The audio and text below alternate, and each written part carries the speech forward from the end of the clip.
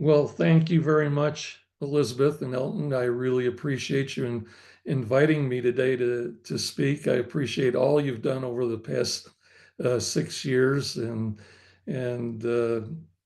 so I'm an atmospheric physicist by trade, and I wrote a book called um, Climate Change, Real and Imaginary, and so I'll talk a little bit about that today. And so I'm going to switch over now to my slides. So bear with me just for a second.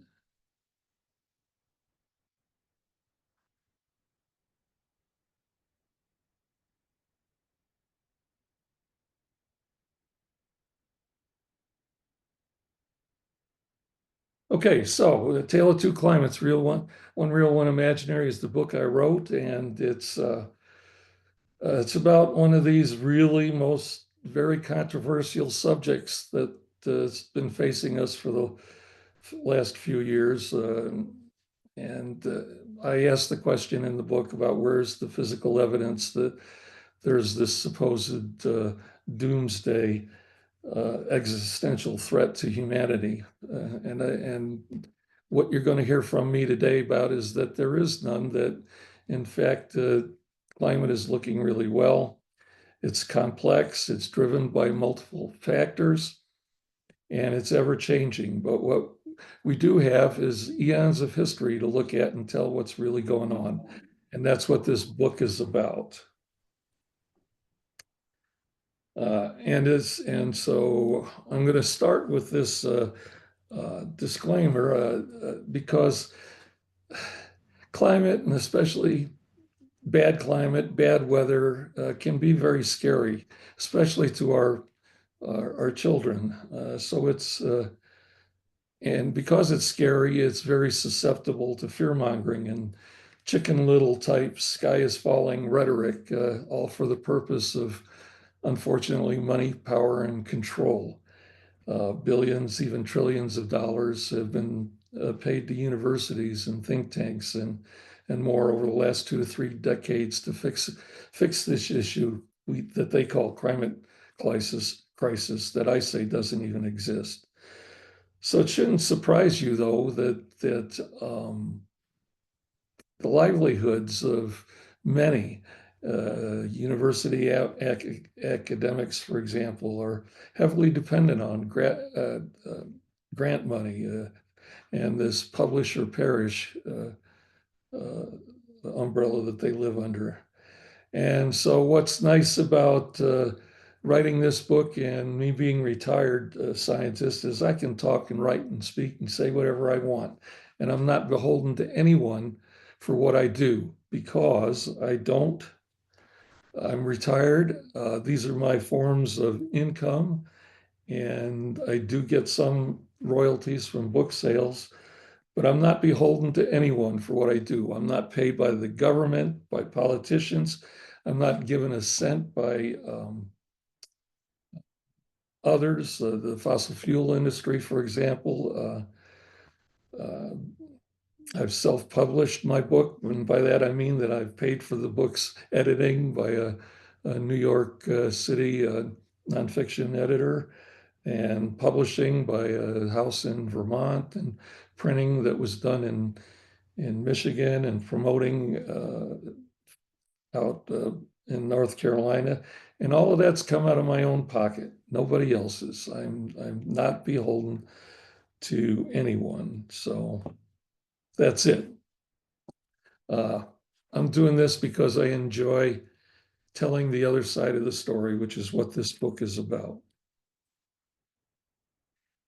And so what the climate change show is about is horror and all of these things that they say are happening.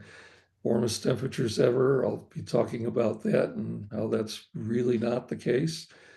Uh, Intensity of hurricanes and tornadoes, which are not increasing, as are wildfires. And the way we measure it in acreage, it's not the acreage, as you'll see in a chart that's coming up, is quite different. Same for severe droughts and floods, and more than ever, deaths due to heat are supposedly blamed on, as you'll see as I get into it more, on carbon dioxide. And so what I like least about this whole issue is when they say things like this that came from an MSN article a couple of days ago, actually, that we have less than a decade to prevent catastrophic warming. In fact, you'll see that it's quite different than that, and there are a lot of people out there that want us to take care of them and give them money, and they're talking across the board about trillions of dollars by 2050 to fix these supposed problems. And in this case, they're talking really $3 trillion a year just on climate. That's what the whole government should be within. So anyhow, that's the situation that we're in.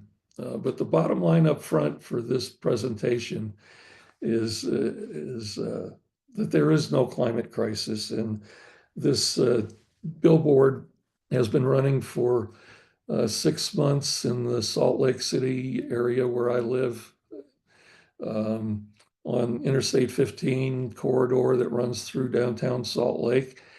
And so that's what the bottom line is that there is no climate crisis, that we are doing well. And here's why I think that's the case. So here's the agenda for this morning. That we'll talk about science and how it happens, and as opposed to consensus, and then weather versus climate, and a few other basic things that you need to know and understand to be able to digest what people are saying on both sides of the issue. And we'll talk about what's changed since last year when I gave this presentation, and then we'll talk about energy and climate policies a bit this morning, specifically something that's called the endangerment finding that I'll get into in a minute, and then net zero policy. So first, we want to start with the time-honored scientific method, and Elizabeth, if you've got that 1 minute video Yes. up, let's show that right now. This is about the scientific method by. Well, you have to stop sharing. Okay, let me do that. And it's by Okay. it's by the name of Richard Feynman, and I'll tell you a little bit more about him. Let's listen to him. It's just a 1 minute video, and it's very profound. I'm going to discuss how we would look for a new law. In general, we look for a new law by the following process. First, we guess it. Then we don't laugh, that's really true. Then we compute the consequences of the guess. See what, if this is right, if this law that we guess is right, we see what it would imply. And then we compare the computation results to nature.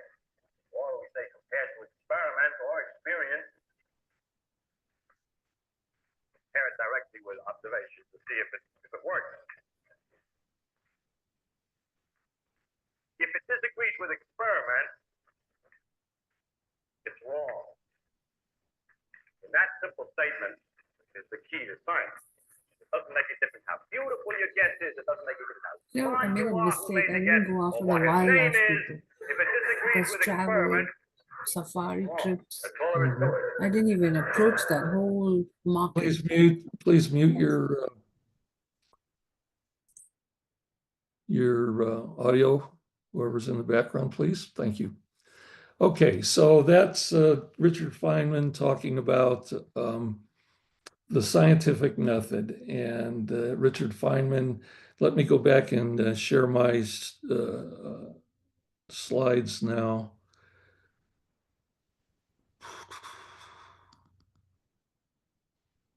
There we go. And so he was talking about the scientific method. And this is him. He's my hero back in the 50s through 80s. I learned about him in physics classes in college when I was in the 60s, the late 60s. In 65, he was the Nobel laureate in physics, and also later on a member of the Challenger investigation.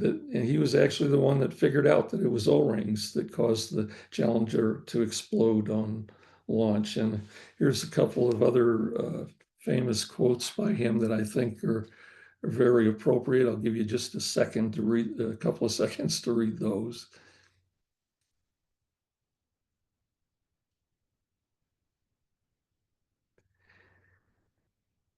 And so consensus is not science. Consensus is not the time-honored scientific method.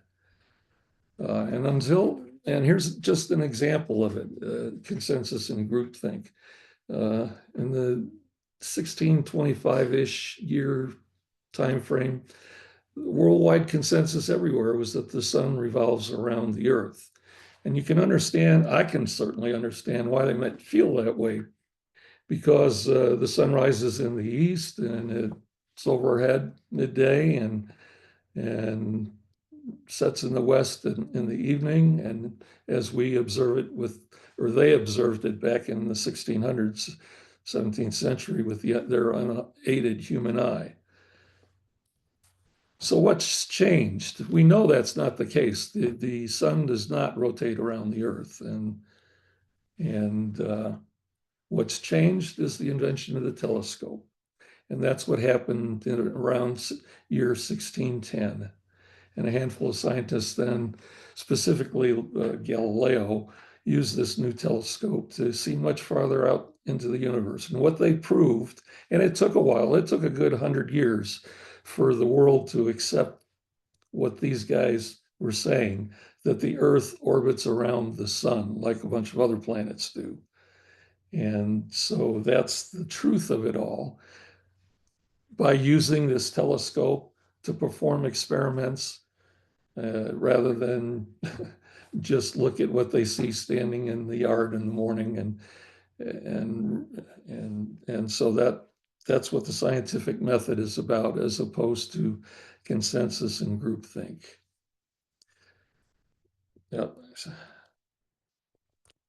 So now I'm going to talk a few minutes about some fundamentals that are important to understanding what people are telling you, whether it's me or anyone else in the media, the mainstream media or whatever. So what's the difference between weather and climate is the first thing I want to cover. It's very, very important. Weather are events. They're small scale things. They're what happens in your backyard, and specifically with regard to temperature. And weather is it covers a short time span. It can be hourly or daily or weekly or even monthly or even yearly. So weather are short-term, small area events. Climate, on the other hand, is a trend. And some call it an average, sort of an average, that covers a large area or footprint with temperatures. And by a large area, we're typically talking the United States or any other continent or even worldwide. And over a long period of time, not hours or days or weeks or months or even years, but multiple decades. And the specific criteria for being a trend is at least 3 decades, and the more the merrier. And so here's a plot of weather events. The y-axis there is surface temperature anomaly. It's surface temperature, but compared to an average, just so you can see the zigzag nature of weather. It's hot in the day and colder at night, and on and on and on. And so this is a 2005 to 25 picture, not quite the 30 years that I talked about, but it's more easy to see these, what I'm trying to explain. And these are new temperature sensors that have only been in existence since about 2005. So these weather patterns depicted here on the y-axis is, of course, time and years, is weather and weather events. Now, I'm going to overlay now on top of this what we mean by climate. So you can see the difference now. Climate's this long-term trend. And now we're seeing what happens over large areas and long periods. So that's the difference between a trend like climate and an event like weather in your backyard. So that's important to recognize these because they get conflated in the news and it causes a lot of trouble, needless bad information. And one other thing I wanted to show, I've added this blue zigzag line now that's carbon dioxide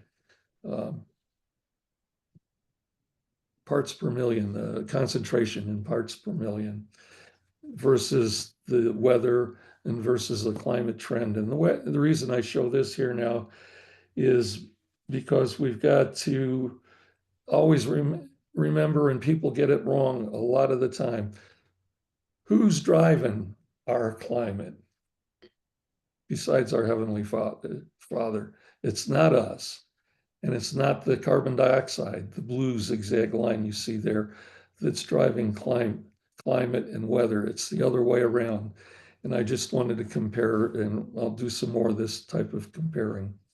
But they get it wrong way too often. They say that the fossil fuel cars that we drive produce a byproduct of carbon dioxide, which warms the earth, which is incorrect, and drives the weather, warms the earth.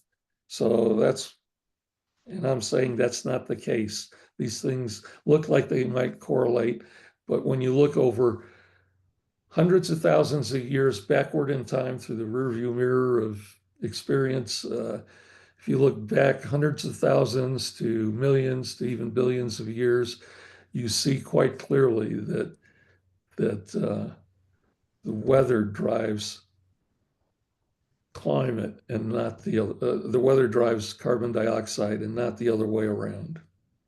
So that's an important thing to keep in the back of your mind. So what are the control knobs on climate? Well, there are these four things. Sun, not surprising. That is our main and only source of energy to keep us alive and well. Water is very important, as you can see here in the little graphic I've got next on the side. The water actually occupies over 70% of the surface of the earth, and I'll talk more about that later. Gravity and inertia are the other things. The last time I looked, it's not we humans that control any of those four things. It's God. And so those are the control knobs, not us or our SUVs burning fossil fuels and spitting carbon dioxide into the air, which is thought to be a pollutant, but it's not. It's essential to all life, which we'll get more into here as we go. Okay, just a few fun facts here. Like I just mentioned earlier, 71% of the Earth's surface is covered by water. That's very important. It's a very big part of what drives our climate. Clouds cover nearly 2/3 of our Earth's surface, and clouds are also very important drivers of how much sunlight gets down to the Earth for us to enjoy. And something that I actually didn't realize, I've been in the physics business for over 55 years now, and a chemist just pointed out to me that it's the only molecule that can change back and forth among all three states, liquid, solid, and gas, at earthly temperatures that we experience. I didn't know that. And water vapor and clouds are the most important substances of the greenhouse effect that we'll be talking about again in a little while, outweighing other greenhouses, including carbon dioxide as a greenhouse gas. Gravity and inertia also cause really complicated, nonlinear, chaotic even interactions among the air, land, and water. If you think about the spinning earth that drags water along with it, as well as the air, causing all the currents that we see in our planet and in our air.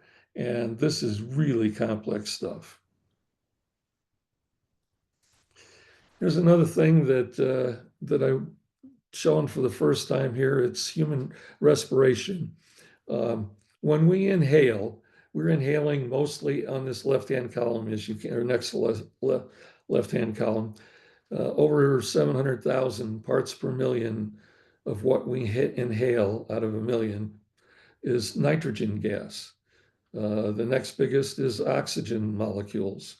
And then after that, water vapor and a little bit of argon and even a less amount of carbon. So we inhale about 400 parts per million of carbon. But what do we exhale? Well, we exhale 40,000. That's 100 times more that we inhale than what we inhale, that our body is processing and converting nitrogen and oxygen and from carbon dioxide in our bodies to what we exhale at our lips.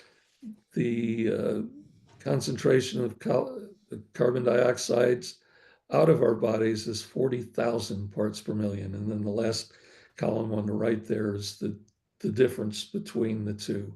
We're losing nitrogen and oxygen, and our bodies are creating an equivalent amount, 40,000 parts per million of carbon dioxide.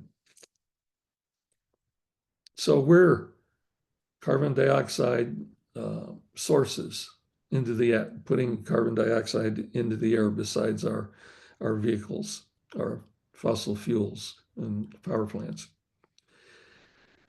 So now what I want to do is debunk some powerful claims that are around that just don't seem to want, claims that just don't want to seem to go away. We call that consensus, and that aren't true. And so let me go over a few of these that I think will surprise you, some of them. Okay, here's again, so you can tell what you're looking at here on this one, wildfires. You're seeing carbon dioxide in blue there, which is steadily increasing in our atmosphere from what we breathe out and what our power plants and cars exhaust. Here's though what wildfires are happening since the 1930s, the Dust Bowl area, where they were up at the acreage burned by wildfires back in the 30s was 50 million acres. Where we're at now down here in the 60s through today is around 10 million acres burned every year.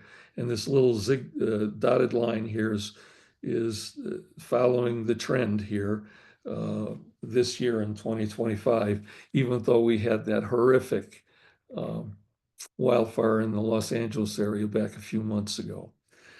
So temperature is not caused by CO2, and temperature is not driving these wildfires. It's other things like management of the forests. Our weather is warming a little bit, but in a beneficial way, and it's not causing the fires. Arson's another big cause of fires, as I'm sure you're well aware of. So that's the first one, wildfires versus CO2 history. Killer tornadoes. I grew up in Chicago and experienced one firsthand in 1967 that I spend a whole chapter on in my book, and I'm going to spend some time on it again in more detail in the next book that I write, which is going to be a memoir of me, a soldier scientist for a career. It's not done yet, but hopefully will be out later this year. My wife doesn't believe it for a minute that we'll get it done by the end of the year. Anyhow, what you're seeing here is that carbon dioxide, again, doesn't warm the air, and the air doesn't cause tornadoes to get any worse than they are. As a matter of fact, the physics of it all is that as we warm slightly and beneficially, the air masses that cause tornadoes, the moist air coming in from the Gulf of America and the cold air coming in from Canada, the air masses, and colliding, and the more we warm, the less intense these collisions in the spring, usually of the year, sometimes early summer, that cause the tornadoes.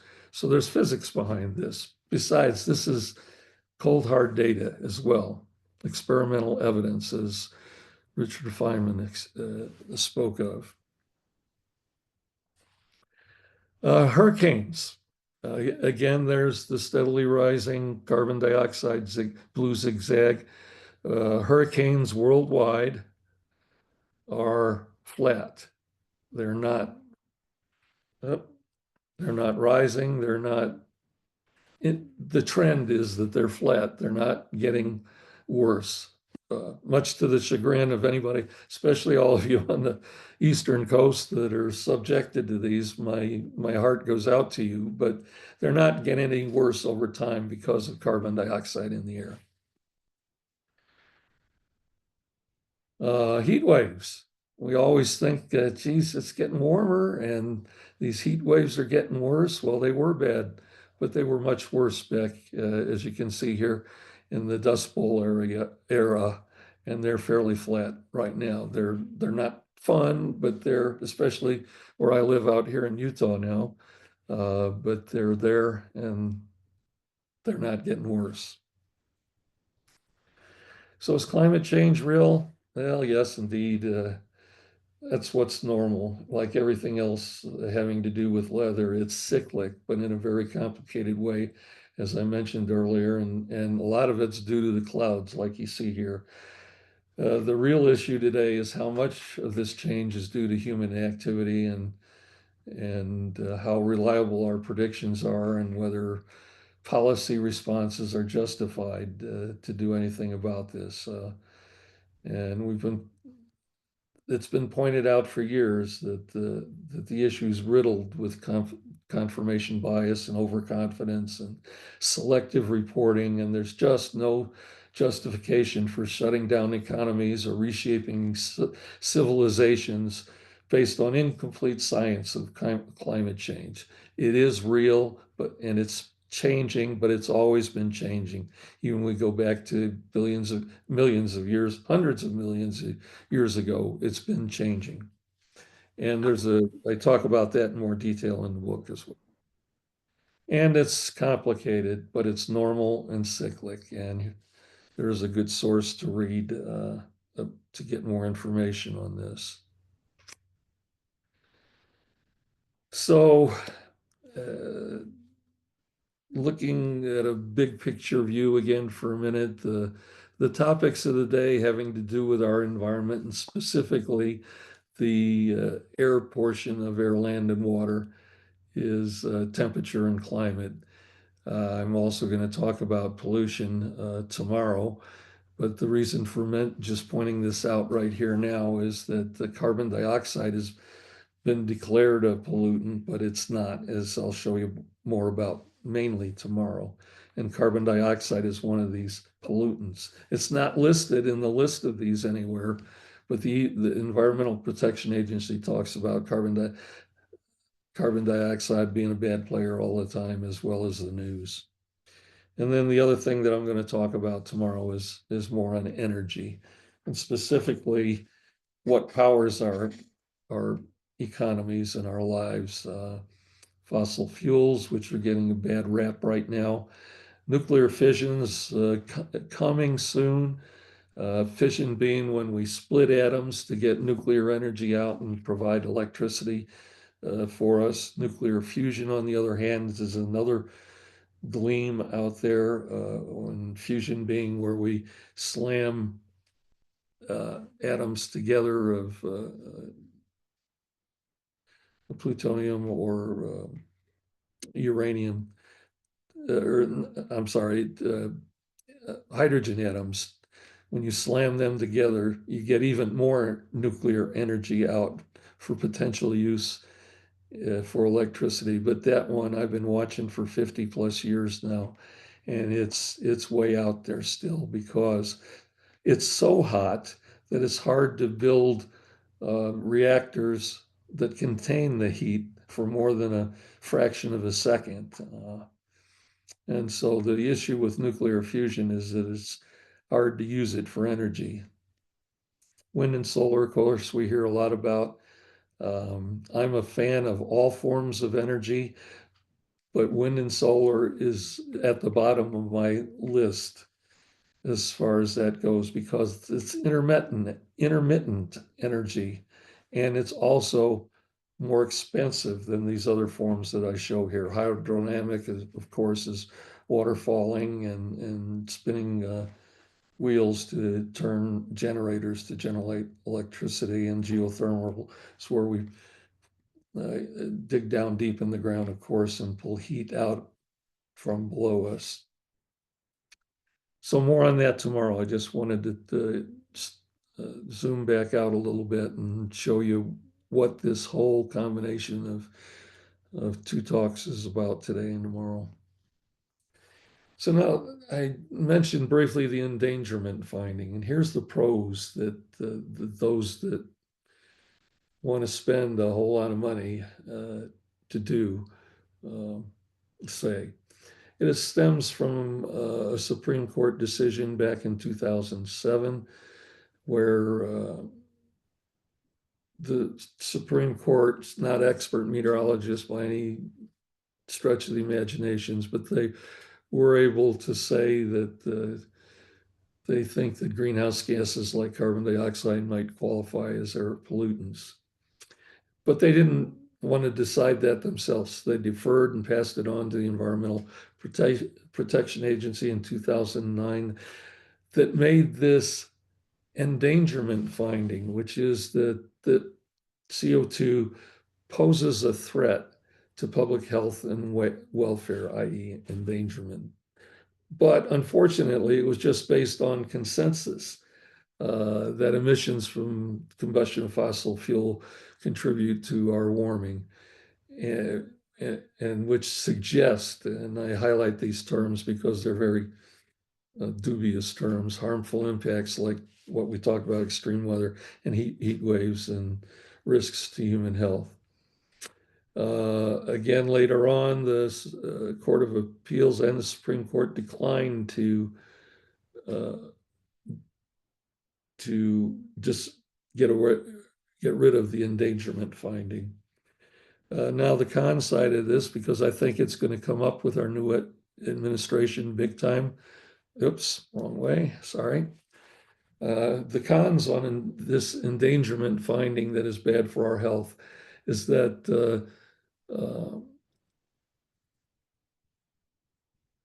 taking CO2 out of the air is not doable. It's unaffordable, it's impractical, and it costs a whole bunch. Their supposed facts are based on computer models that don't match reality, and the technique that they would like to use to pull carbon dioxide out of the air is called carbon capture and sequestration, and that is just loaded with problems. It's not verified or validated or any reproducible experimental evidence that CCS, or carbon capture and sequestration, will work, and that that CO2 is harmful. The other con is that CO2 is plentiful, and as that we're going to show you later on, it's verified and validated by empirical evidence. And oh, by the way, it's beneficial to all life. It's not a pollutant.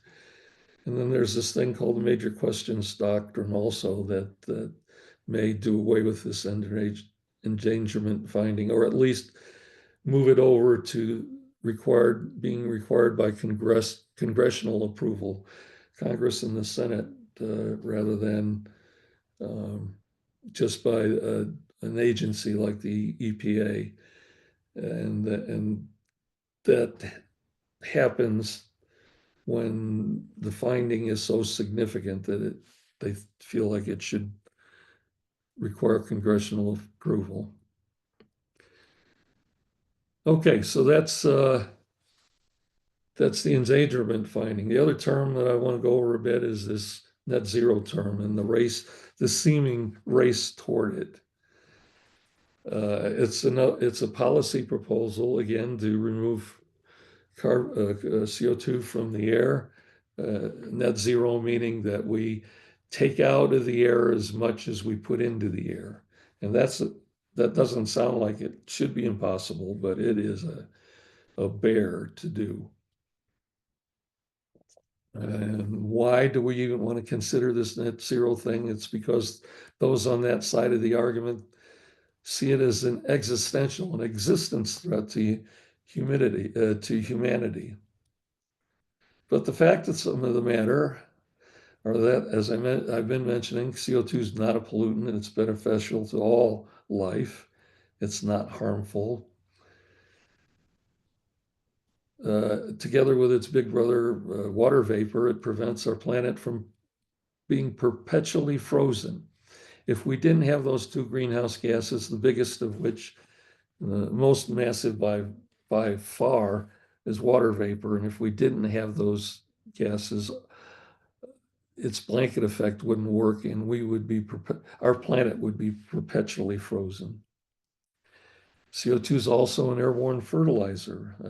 If you remember photosynthesis, where carbon dioxide and water vapor in the presence of chlorophyll from leaves and sunlight generate the food and oxygen that we breathe by the process of photosynthesis. There. And it's also, and I'll show you this tomorrow, that any warming that is happening, and it's very small, negligible, is now saturated. It didn't used to be, but it's now saturated in the air. So it's not a problem. And it's not feasible or affordable, as I mentioned briefly before. 78 trillion is what they figure it would take to avert warming of 1.5 thousandths, hundredths of a degree Fahrenheit by 2050. That's undetectable warming. And so CO2 is free. We need more of it up there, not less, to feed and provide oxygen in the component of air that we breathe. That's where the oxygen comes from. So this is now the end of this day one presentation. And here's my summary of what I think about what we've said today. Of course, we all need to be good stewards of our planet. We need to keep it clean, whether it's the air, the ground, or the water. And that's an important thing. We need all forms of energy. The cheapest are the fossil fuels. Even nuclear would be cheaper still, but we need all forms of energy. We don't need to get rid of fossil fuels. Our climate's always changing, as is our weather. And I especially want impressionable youth to know that they don't need to be afraid of climate change. And I really worry about that. They should study it and respect it and prepare for it. We all should. But perhaps we should also just simply adapt to it and enjoy that warm hand that Mother Nature has dealt us. So let's not waste trillions of dollars taxpayer dollars on a minuscule change in temperature that net zero may not bring us, probably won't bring us, because it's just too hard to do, to suck it out of the air and bury it. So again, the bottom line is there is no climate crisis in my humble opinion, and but it's backed up by much evidence that I've shown you.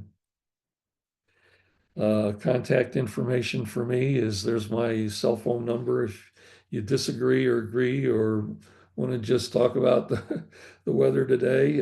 My email's there too, as well as I have a website as shown there.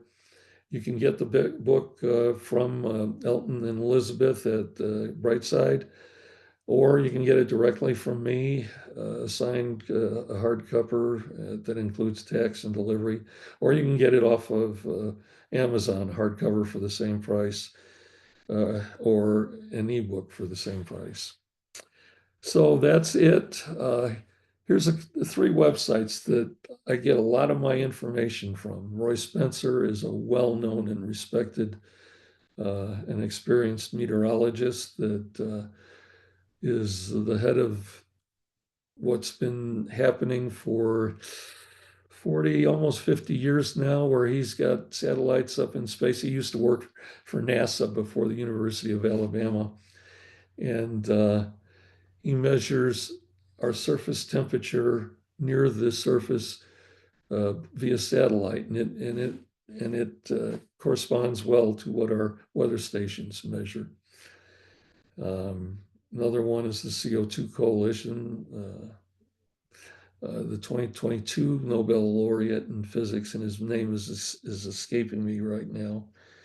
Works there and is a director there, and he puts out a lot of good sound advice from a Nobel laureate. And then there's What's Up With That website. That's the most viewed website on climate and weather in general and warming. So that's it. One more thing that Elizabeth asked me to show you was, and here's the agenda for tomorrow. Same time tomorrow morning, I believe.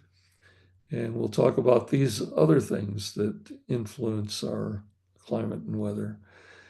And she asked me to show you this slide, which, and I added down at the bottom that the website, the URL or the address of this website for these are for solar job opportunities. I'm sure there are many more out there for the other forms of energy, but this is one of them. So that's it.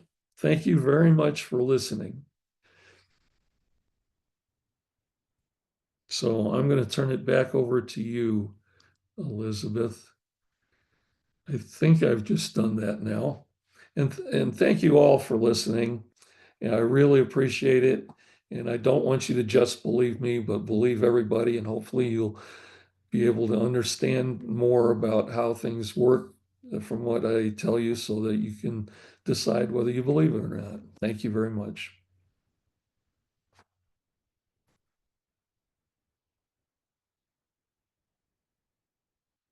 Can't hear you, Elizabeth. Still can't hear you.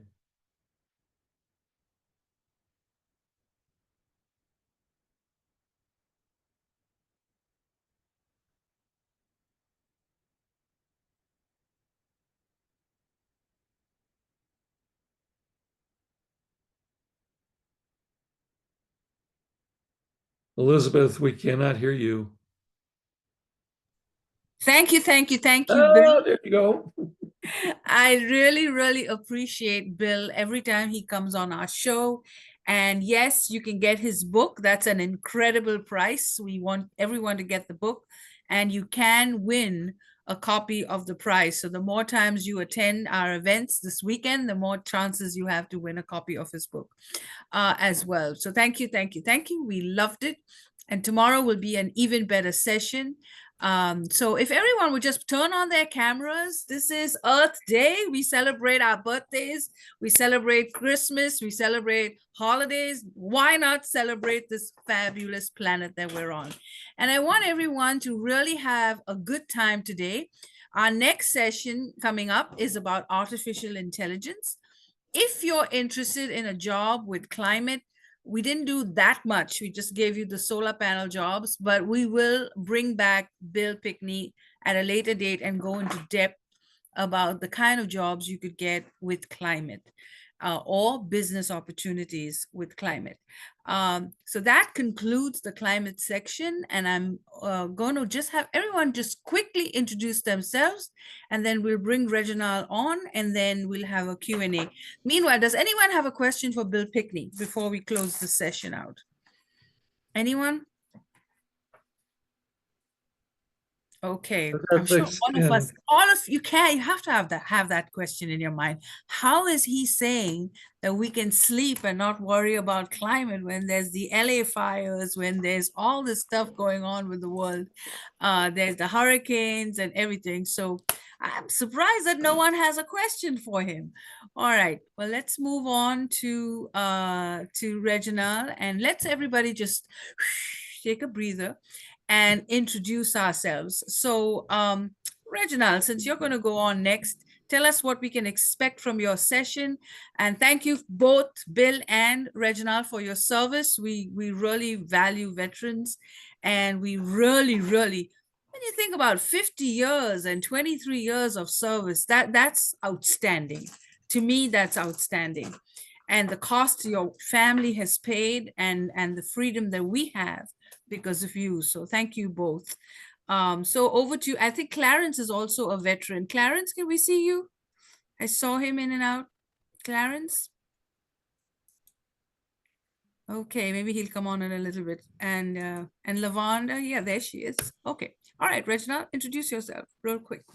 Good day, everyone. This is Reginald Larley, and it's good to be with you today. I'm, of course, definitely affiliated with Discover Brightside, but today I'll be sharing information in my capacity as the Vice President of Recruitment for DNA Diversity Executive Search. And I'll be giving a wonderful amount of information about artificial intelligence. It's not designed to make anyone an expert, but just to get people thinking about how it's used in our everyday lives. Thank you. And he's also a mortgage broker and does many other things. So we're looking forward to that. And Lawana, tell us about you. I had a great conversation with her. She's just so amazing. Wow. Thank you. Hi, everyone. Lawana Bradford. And this is my first time being connected with Discover Brightside. So I'm real excited. Sorry for the bronchitis here. But my background is in mortgage and financial analysis and strategy. So I have a mortgage brokerage. We just celebrated 19 years in business. And my conversation is really about how mortgage brokers and realtors can intersect, and how we can help people to position themselves to really secure their finances today so that they can have a solid financial future. And that's me in a nutshell. Okay, and we'll bring you all back in a bit. Over to you, Ron. Tell us about what you do and this amazing book that you're launching as well. You're on mute. You're on mute. Thank you so much, Elizabeth. And it's also my first time on the program. And it's interesting that we have two mortgage professionals, and I'm actually a trainer in the mortgage industry. I'm a former mortgage broker, loan officer, account executive, and I've now spent the last 29 years training and coaching primarily mortgage professionals, brokers, bankers, credit unions, and banks, and then also working with real estate agents, real estate professionals around the country as well. And what I do goes right in line with what we just heard, which is creating the connection on how mortgage professionals and real estate professionals can work together. But in this particular case, the book that I wrote is focused on how mortgage professionals can gain more of those real estate agent referral partner relationships and not sound like every loan officer that just goes out and pretty much says the same thing. Yeah, and it's a huge, thick, fat book. Even Bill Pickney's books. These books are not like, yeah, it's like an encyclopedia. So yeah, so you want to get your hands on these books. As you know, we have a book club and we want people to read more and get these books and get more smarter and intelligent for this generation. And I have one of my favorite real estate brokers from Austin, Texas, and she was in several meetings, but she came because I asked her. So thank you, thank you, thank you. Tell us a little bit about what the real estate looks like in Austin, Texas right now.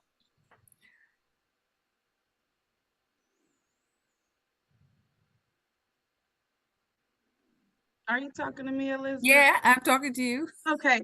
Well, when you said broker, I'm like, I'm an agent, but Okay, I apologize. it's okay. It's okay.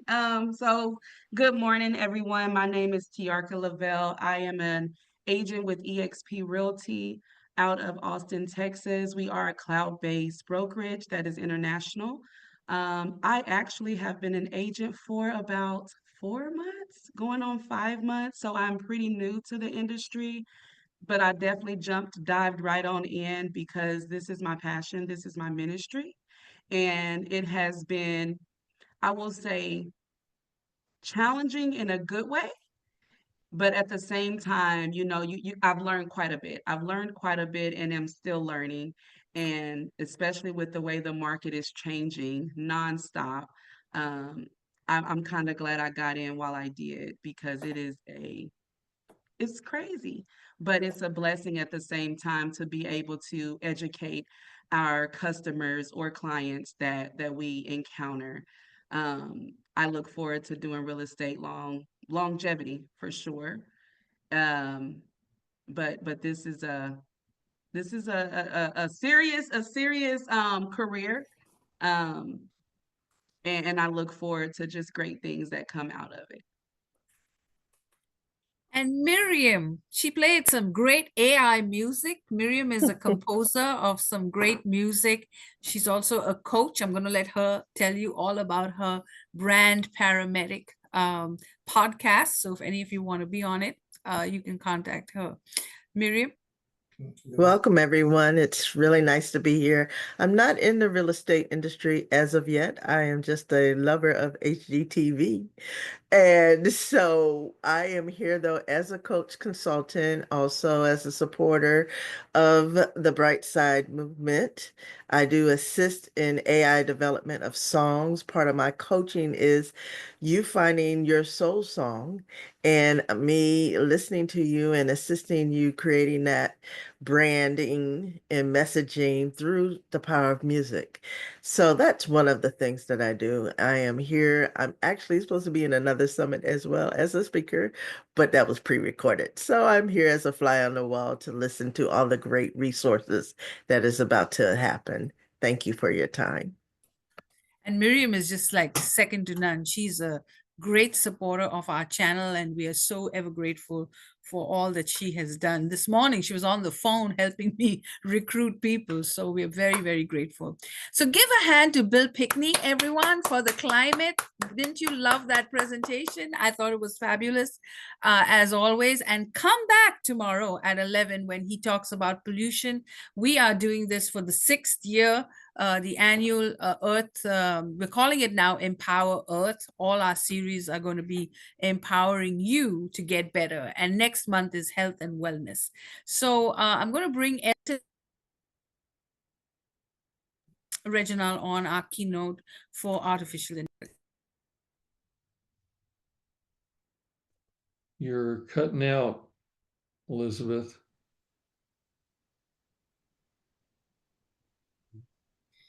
It's a pleasure to be with you here.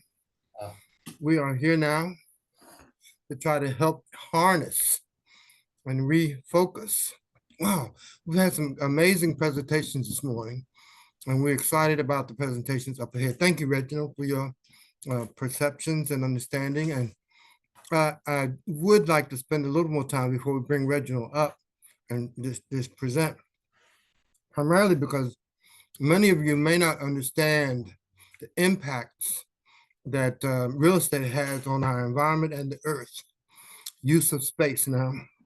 Many of you have been through New York. And now New York, compared to other cities in the world or in the US, they find unique and particular ways to use space. If you if you ever been to New York and you look at the surrounding space and how crowded an area is, I mean, even when it comes to something as unique as parking, how they've got these elevated parking facilities where it's like a parking garage with elevators. I mean, we have to find legitimate and specific ways to better utilize our space. And what better area can that accommodate other than accommodations? Look at hotels and look at our own personal unique housing. And it's going to get more sophisticated as our earth becomes more crowded and we try to find sufficient ways to utilize our home spaces. And, you know, what's this term? Feng shui, how you should think about, let me feng shui my home. So I get more use of space, more adequate accommodations in how it sways, and also how it gets phenomenally improvement wise, how effective you think. I mean, because a feng shui home, when properly orchestrated, your thoughts seem to just stream at you. They stream at you in terms of what I need to do, and you become more effective. I mean, and I know I should probably do a whole accusation on things that you don't. They said the rule is 7 years. If you haven't used something in 7 years, throw it out or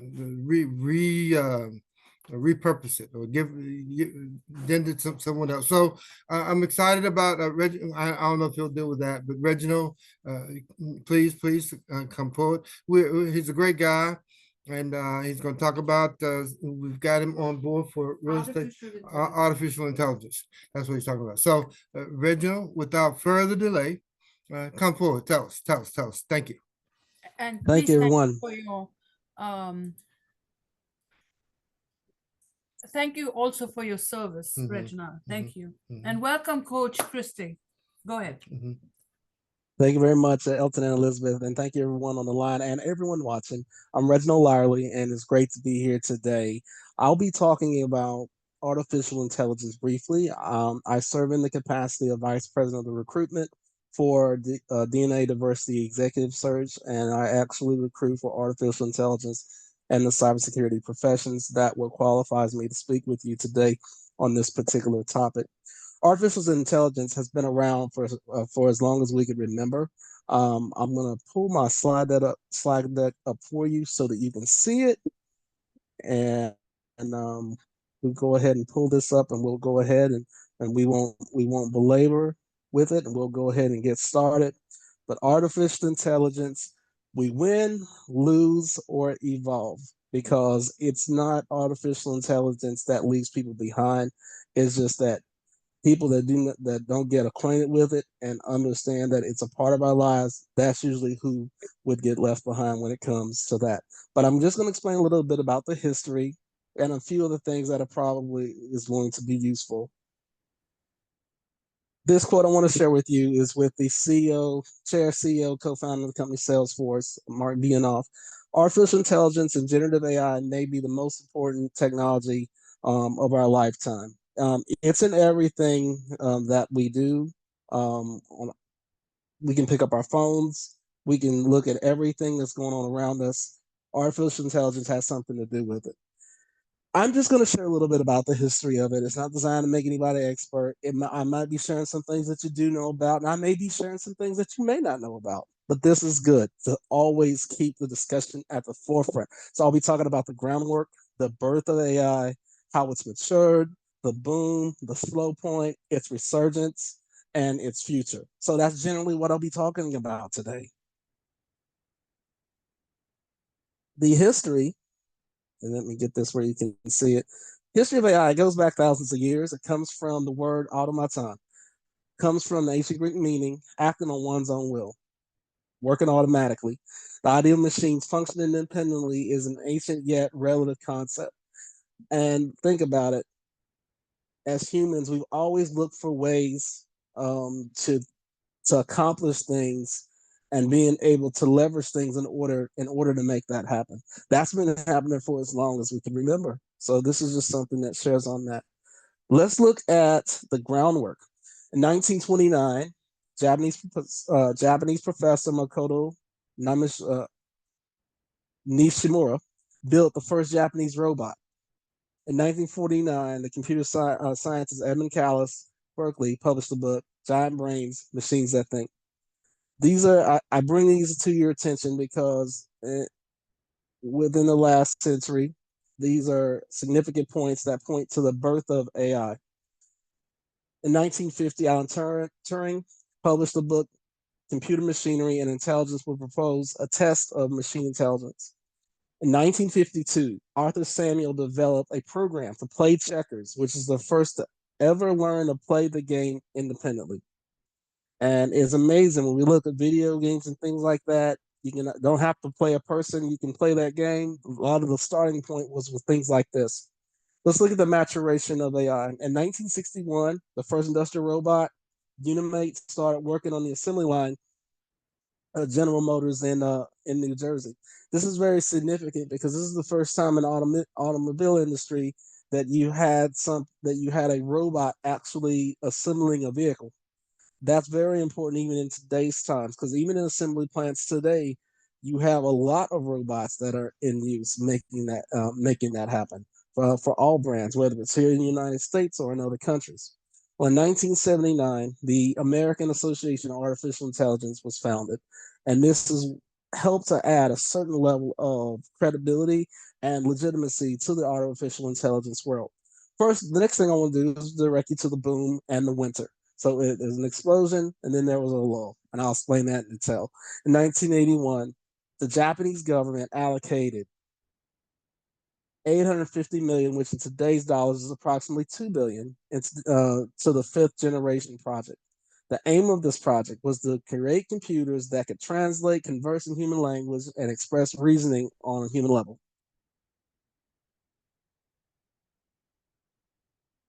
The AI winner is a period between 1987 and 1993.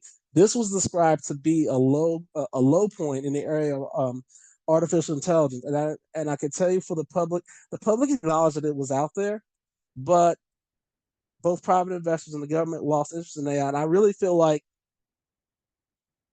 it existed, but they didn't know at that time, or there wasn't enough knowledge at that time to know how it could be used to one's advantage.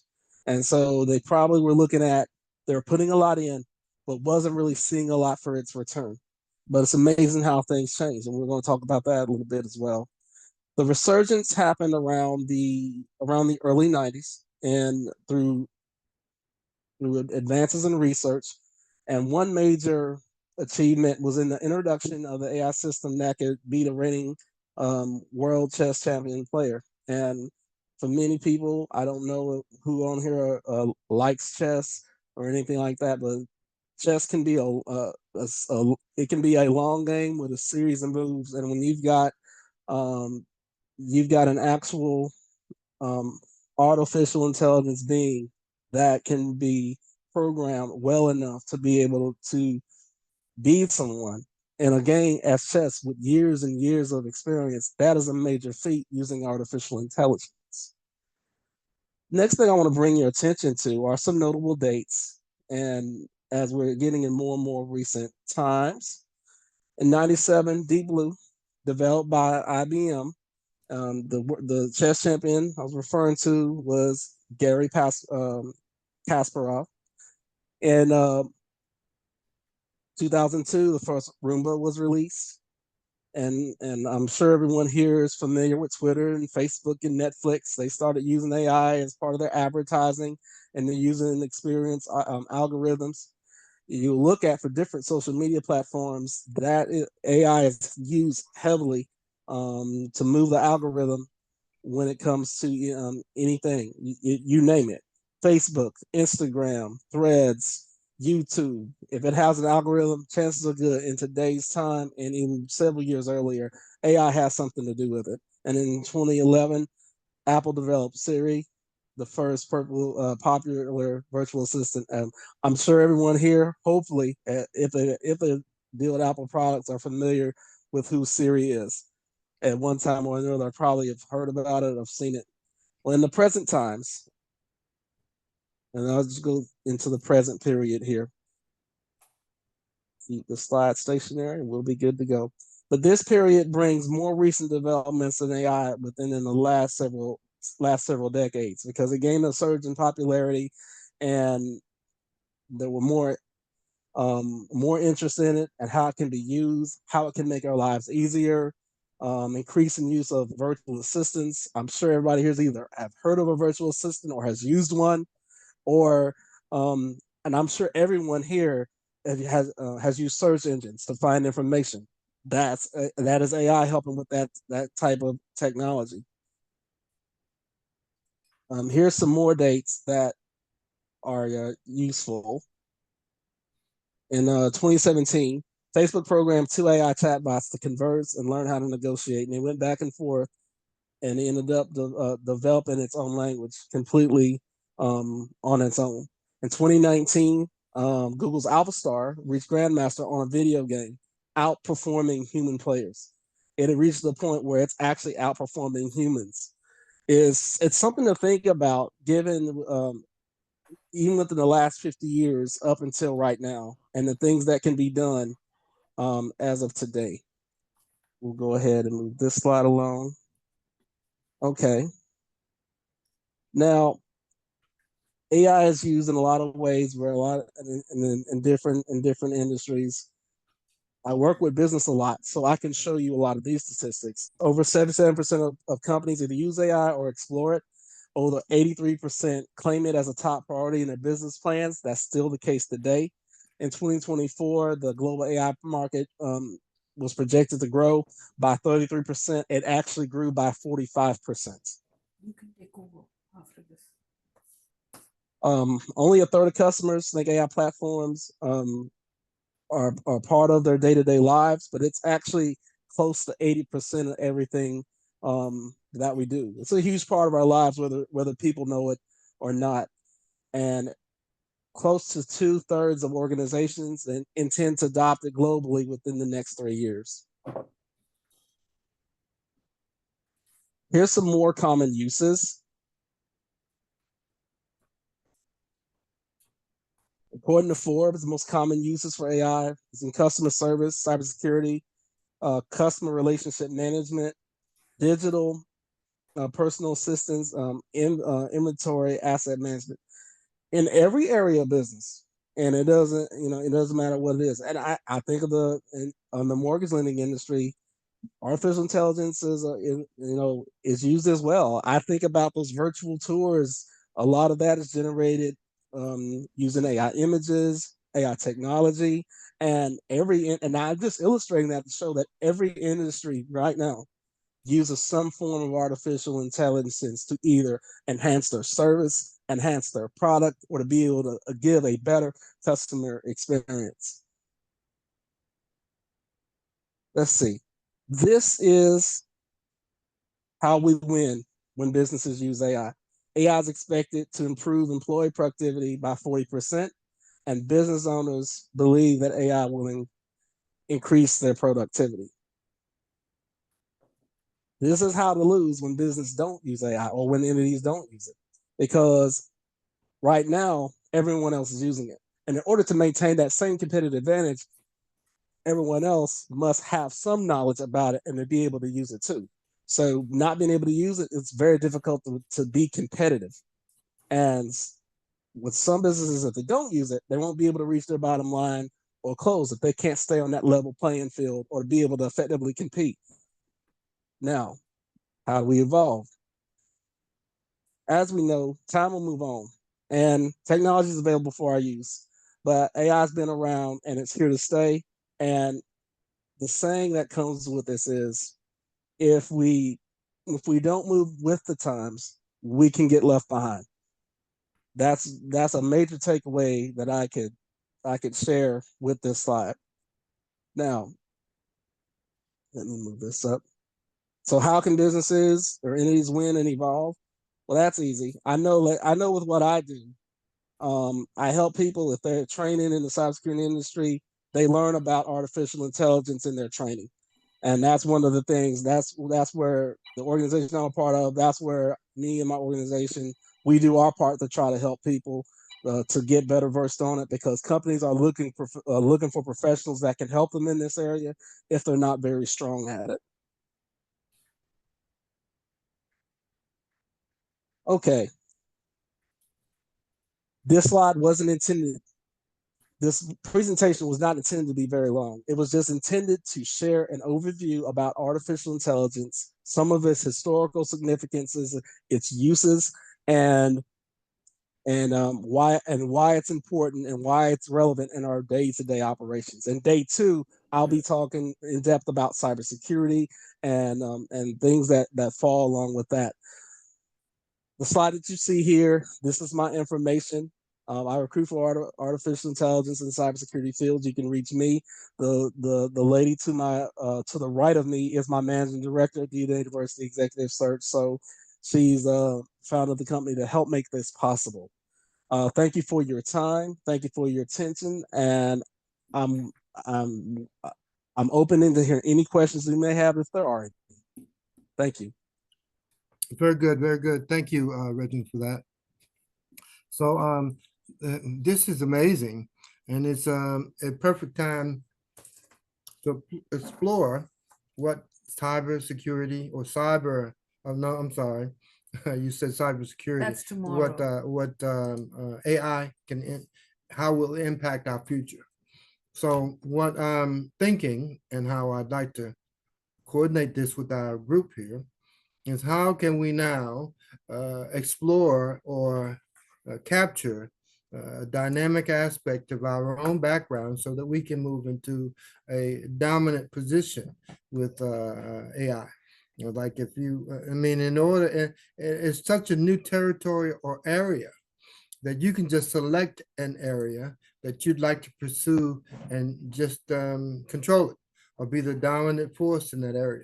And you know, and what we'll do, if you don't mind, we'll explore some particular, pick a couple of category areas that we'd like to explore to be at the front end for us to look at moving into the areas. But let's look at top of my list is travel.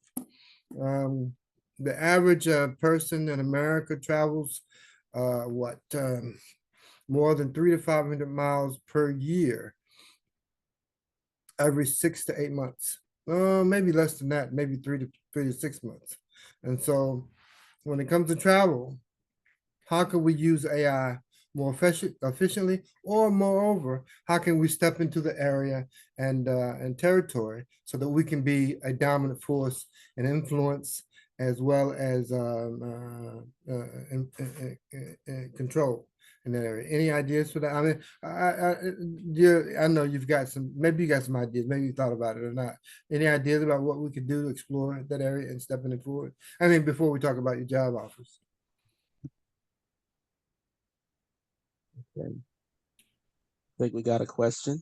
Yeah, I think that was a question.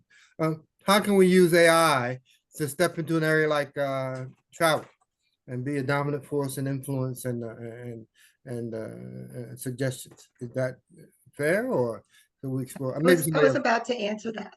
Oh, you are? Okay. The one thing, if you haven't seen the film called 2040, it's really amazing. And it talks about creating sustainability, communities and growth, and what will the world look like in 2040. And one component of that, it looks at, you know, just our real estate and the fact that the world is going to go from more suburban and rural to urban. So 3/4 of the population will be living in urban centers.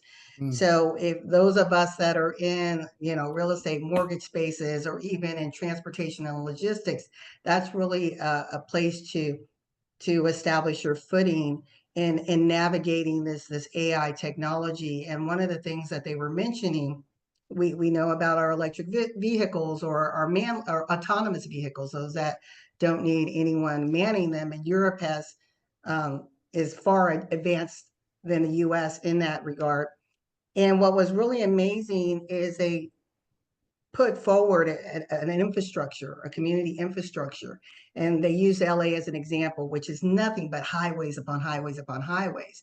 But they said, imagine if we're able to take away the dependency of owning a car. So that's a whole mindset shift and what it means to say, I own one, to now where we have shared cars that are autonomous.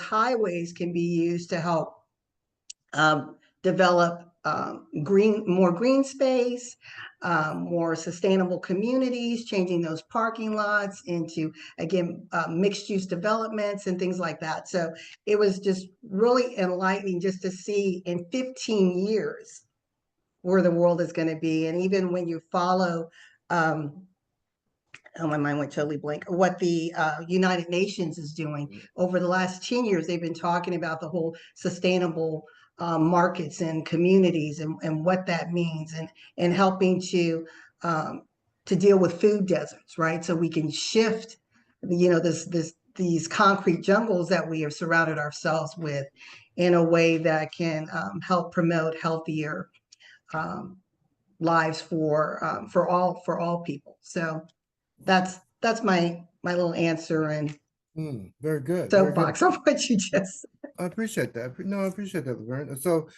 do you see that? I mean, so it sounds like AI will have enormous impacts on travel and how we use travel down the road that way, especially sharing communities, that you would put it. Huh, amazing. Anybody else have questions? I have a question for you, Reginald, because I thought it was interesting that you said that there was a winter. And so my question to you is, was it winter for the masses? Because I worked for the Information Systems Command in the 80s, and our whole AI efforts went through the roof. So was it more on the defense side, since you're prior military, but then on the private side, it was more quiet?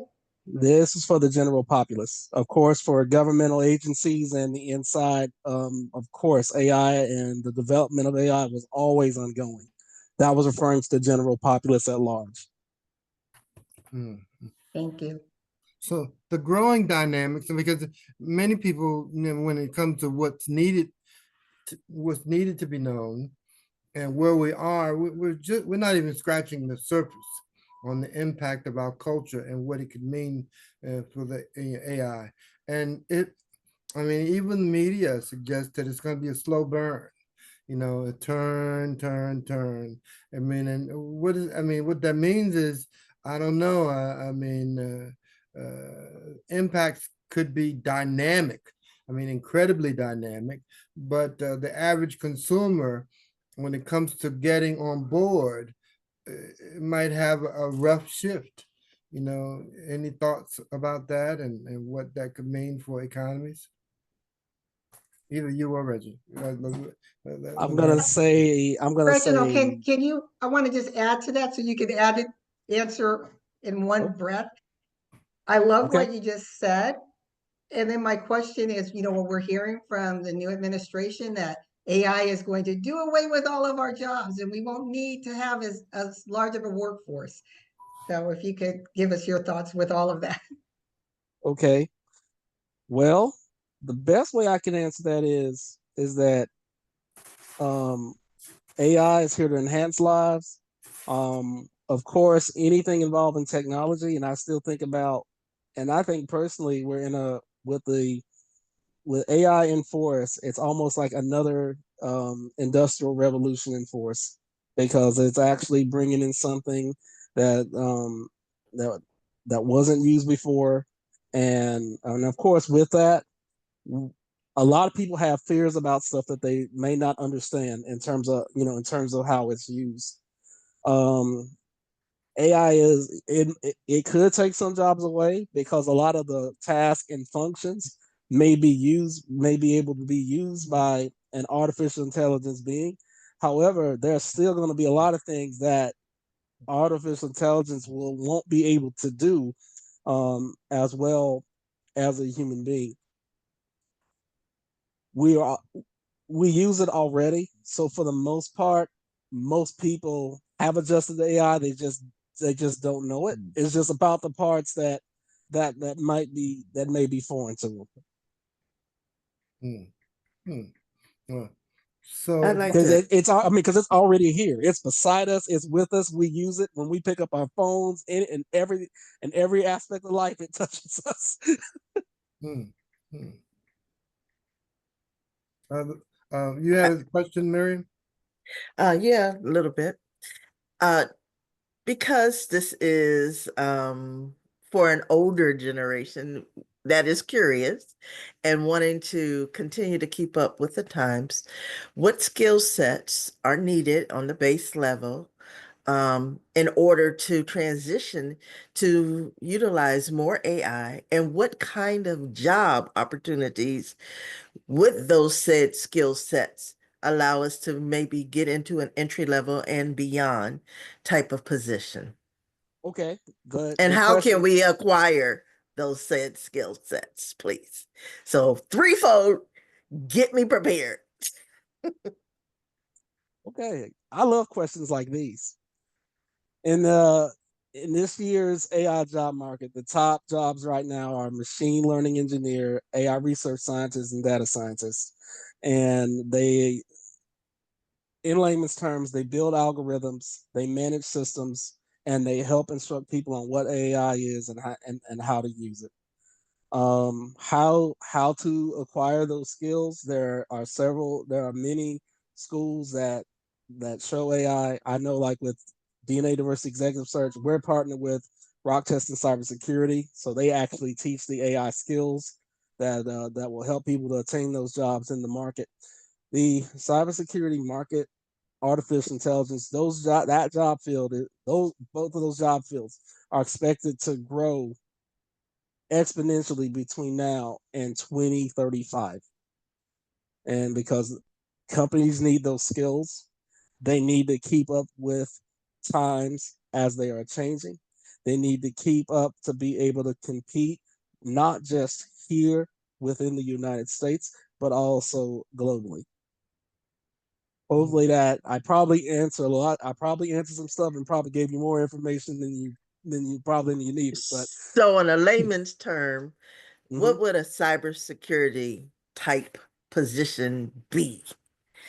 Um, is that keeping scammers out?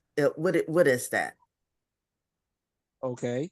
Um, if you're looking at like entry level, that's either going to be an engineer or an analyst or someone of that nature. One of those things that they're going to do is to provide proper security within a person's network to be able to keep people from hacking into financial systems and things of that nature. That's a So would that's a summation. That's not an all inclusive answer, but on most basic level, that's how I can. so would you need to have such a mathematical or computer science background to get in your entry level, or is that something that can be open for anybody? It's open to anybody because anyone can go and get these certifications. Does it help to have a computer science degree or cybersecurity credential? Yes, but not everybody that's in the industry has them. There are people with undergrads in other fields that enter the cybersecurity profession and obtain certifications and get proper training to be able to enter those fields. Here's a question now. I'm just going to pose a couple of scenarios, and if you don't Okay. mind, in a management capacity, a corporation is looking for a manager who has about, let's say, 15 to 20 reports, and that you manage a database. And it's your reports are responsible for tweaking, presupposing, and producing certain information about the database. I don't know. That might not be an average scenario, but let's put it and condition it as one. I Okay. mean, any idea? Try to make it very scenario clean, but you tell me what your view of that and the inclusion. Because I mean, how completely engrossed in AI, and who the report has to answer to.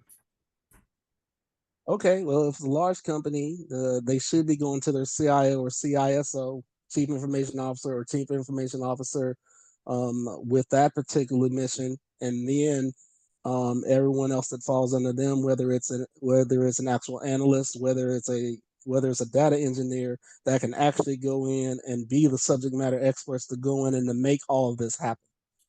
Hopefully that answered your question. Okay. Okay. Well, yeah. I mean, yeah. That's the clean version of that. But I mean, for the person who's trying to, uh, I guess that can't be done as an entry level. That has to be done as something who's already in management, and the corporation is now. We have to engross, and embrace AI as a condition of supply for our clients, and so we're leaning on people who are doing the work already. But now, how do you improve the supply and efficiency by adding the delivery conditions, the solution conditions, a better pricing model, and that kind of thing. So that if I have, let's just say, I'm looking at out of those 10 to 15 reports, we are working with 100 clients that have demands for our database. And so now, the client's going to get more. The client's going to be using AI too, and they're going to know they could probably rely on their own access to AI to fulfill their needs rather than using the provider to do it for them. And what gives them that advantage? I mean, why would a client use a sourcing professional, or why not do it themselves? And I mean, I'm not using, I'm just asking these questions as a body to help position us better. And hopefully, because, we never know. I mean, what position we might find ourselves in. And we say, okay, can I be competitive? How can I be competitive in order to position myself in an environment like this? Okay. You've provided a lot here, and that's fine. I'm sorry. I mean, tell me what you can. I mean, because this is exciting, but it can also be very be overwhelming. challenging too, Huh? because Yeah, because a business may not know how to respond or what the no, response is going to be. exactly. Say, for instance, as a small corporation myself, if I wanted to find a way to produce a client supply condition for clients like this, okay, we go from not being able to do it to now doing it. What do I need to do?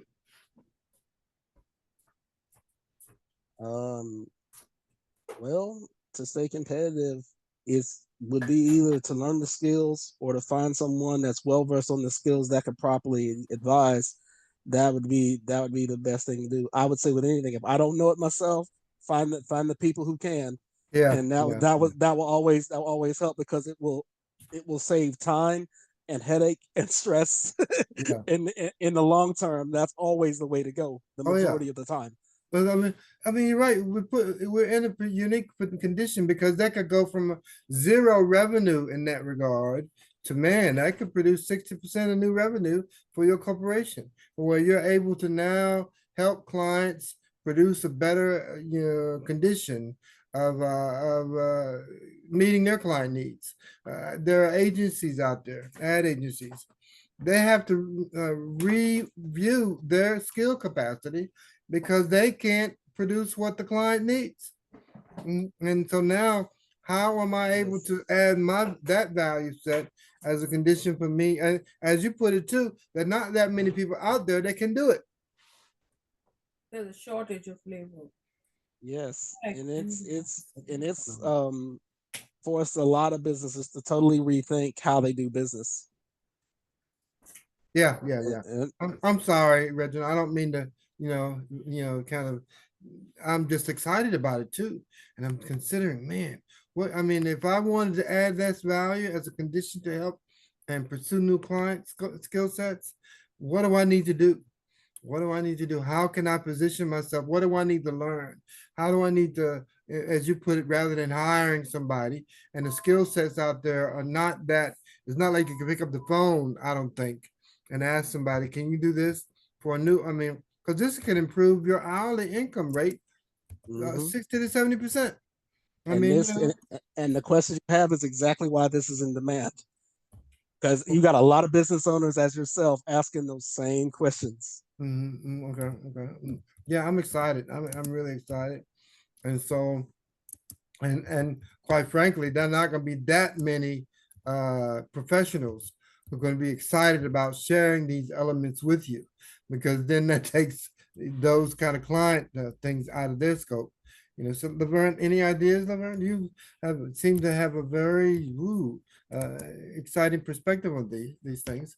I mean, I don't mean to put you on the spot. If you know, you know, you can tell us or share with us some ideas that we can step into and pursue. I mean, today was generally a general presentation. I think about Discover Brightside is a multimedia company. And so I think about how AI can enhance the overall product with that. There are a lot of things that's already being used with that. We know that with the mortgage industry, we know AI is being used already because it helps to better streamline the processes for day-to-day transactions and for better accountability when it comes to that. And it's being used in every area. So my answer to that would be it's going to depend on the industry and what you're in and what you're looking for as your end result. Okay, okay. Yeah, I think I mean, the other thing is to assess, I mean, when you're managing your business, is looking at your cost leaders and where you might be able to increase greater efficiency and effectiveness in what it is that you're doing, because AI sits on existing processes. It doesn't operate independently. So it's a process, it's an idea, it's a concept or construct that it sits on. And right now, these learning, generative features are designed to, again, create efficiency. So if I'm seeing that I'm spending a lot of time in marketing, I'll just use social media, right? Remember the early days of social media, we're sitting there and trying to get 10 posts out a day. Well, that's time consuming. Well, now you can use, I'm simplifying this, Chat GPT, and say, okay, I'm looking to target my emerging markets in the mortgage industry, and I'd like to have a 30-day post that's targeting this particular market.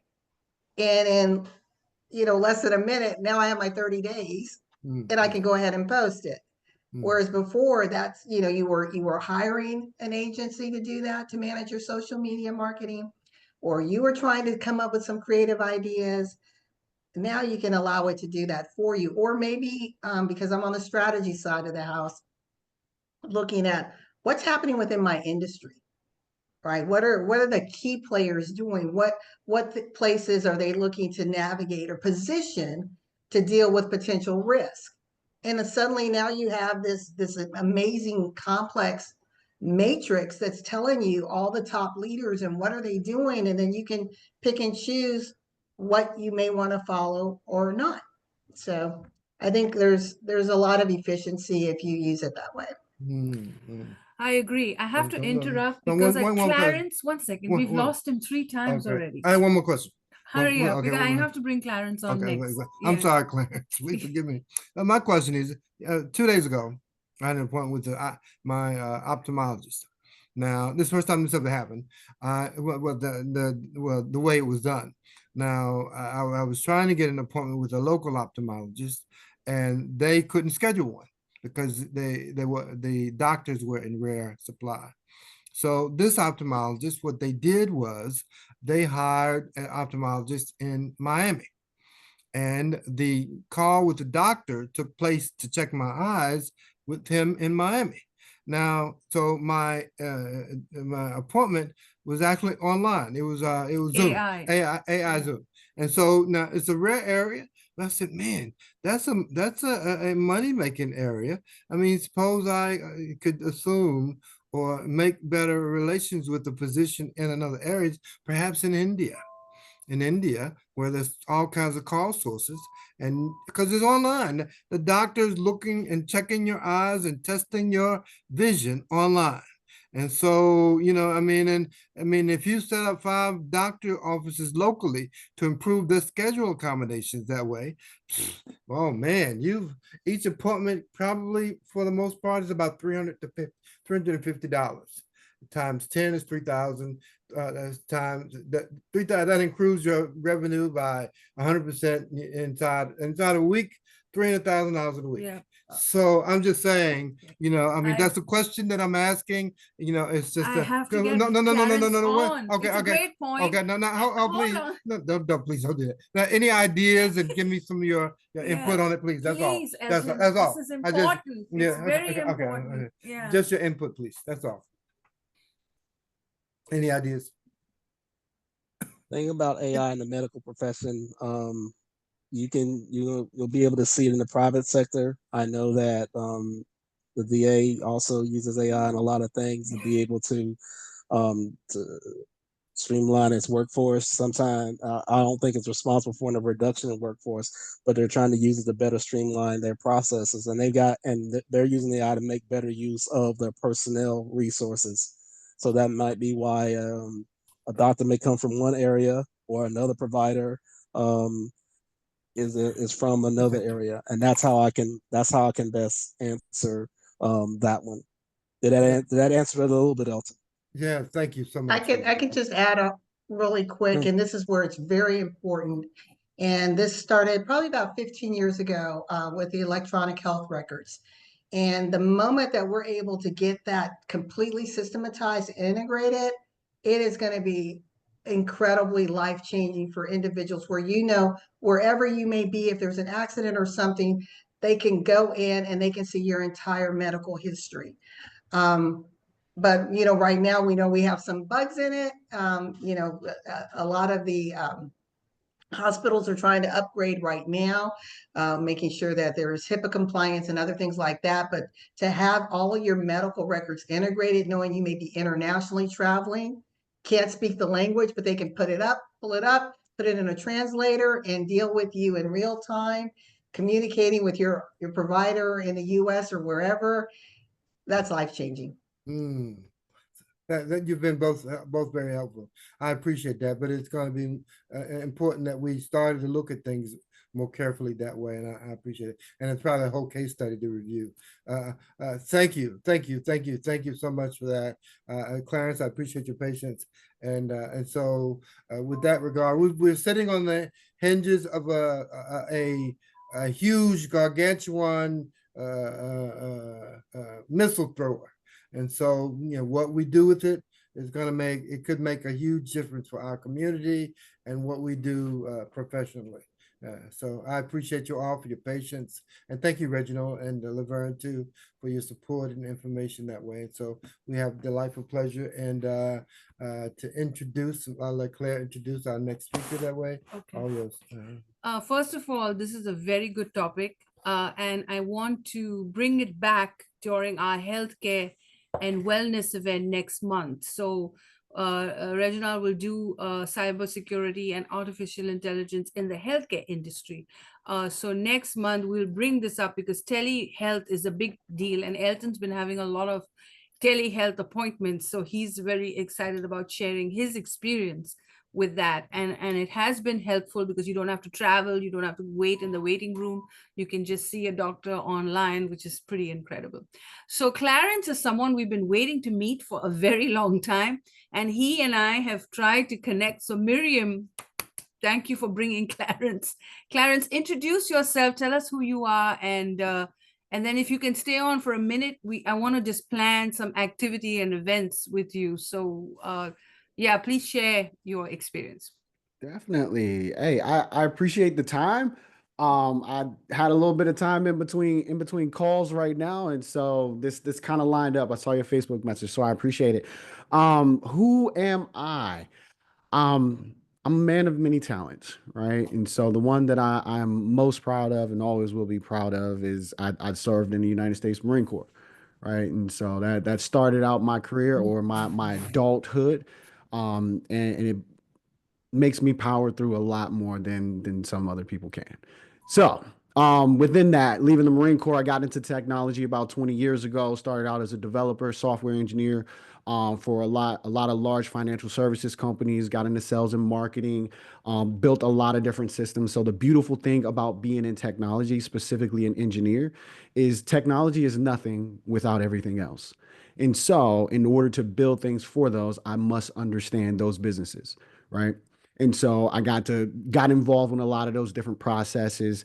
I've been building AI with Python for many, many, many years before anyone was thinking about generative AI offered through OpenAI, right? And so there are many different versions of it. So I am one of ChatGPT's top 1% users, but even more proudly, not just in frequency of use, in the realm of use. So not just talking to it through the interfaces that most people are using, but using the APIs, right? Using all of the other systems that Open API offers, not just ChatGPT, but also the depth of thinking.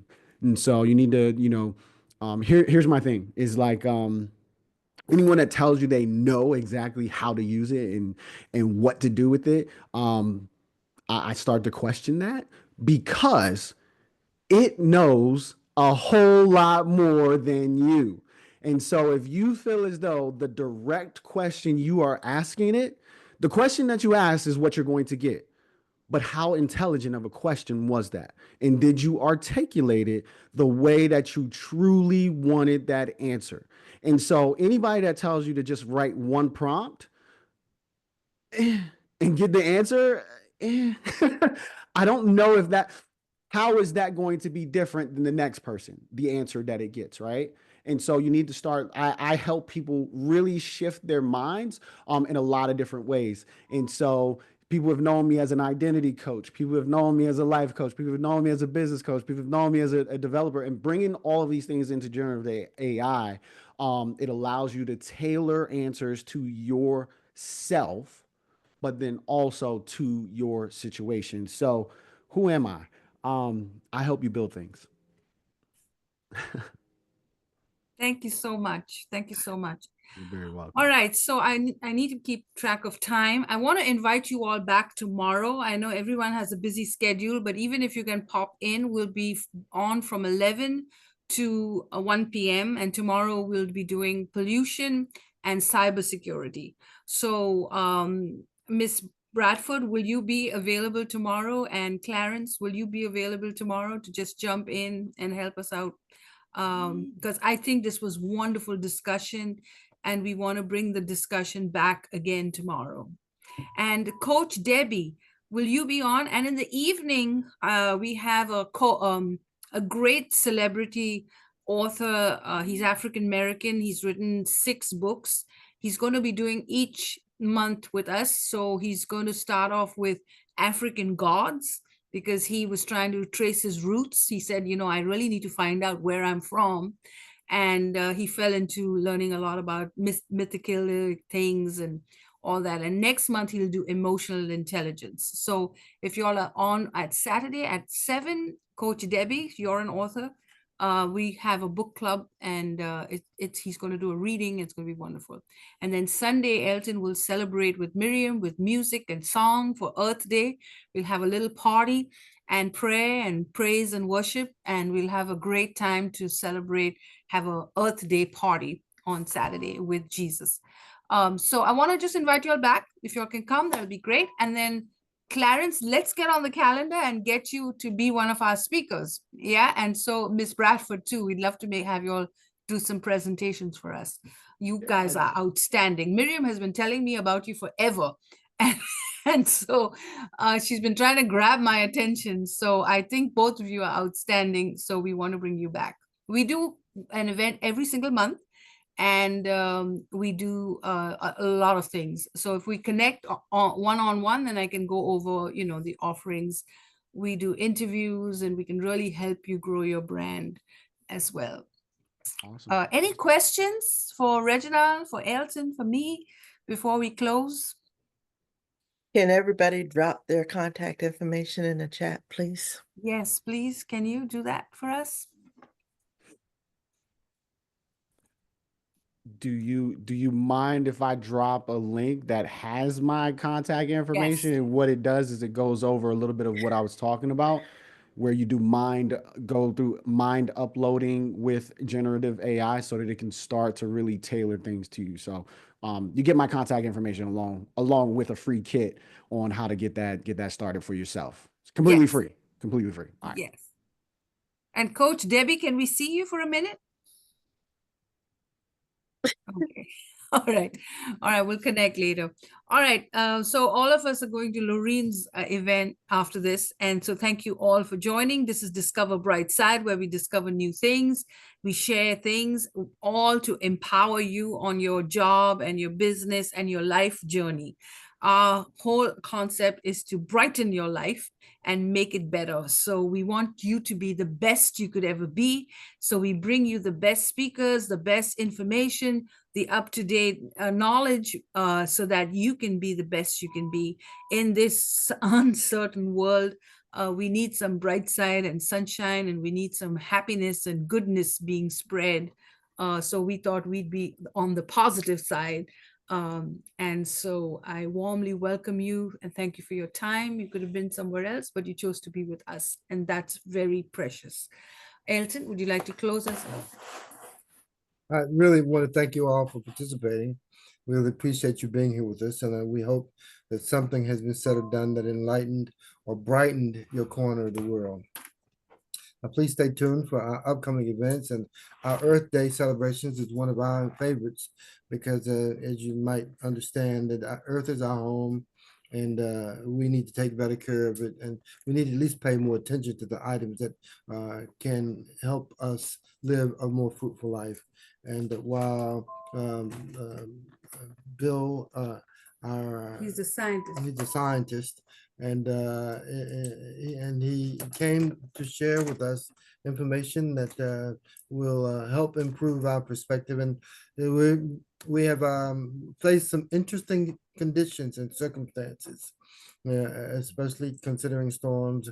While he suggested those are not climate and environment related, I understand. I respectfully, disagree with him, but in that way, it's our help and hope that you get better, and your families are protected and shielded, and we can grow into better people. So to God be the glory. Thank you all for being here. Please join us tomorrow 11 for o'clock. 11 o'clock, and where we hope to bring you more insightful information and more conditional help with your perspectives on your future. And if there's an area that you think we need help with and support, send us a link and a chat about that. I want to thank you, Miriam, for your music input. Oh man, she's divine. She's incredible. I appreciate you for sharing with us that way. And you guys are precious assets. All of you. I see how brilliant you are, and our communities need to hear more from you. And they need to see how brilliant you really are and what you're able to help produce and develop. And we're here to help you do that. It's all about the bright side. Okay. Bye, everyone. Thank you. Be well. Be well. Godspeed. See Love you you now. tomorrow. If you can make it, we'd love it. Okay. Thank you. Take care now. Bye. Bye-bye. Thank you, Reginald.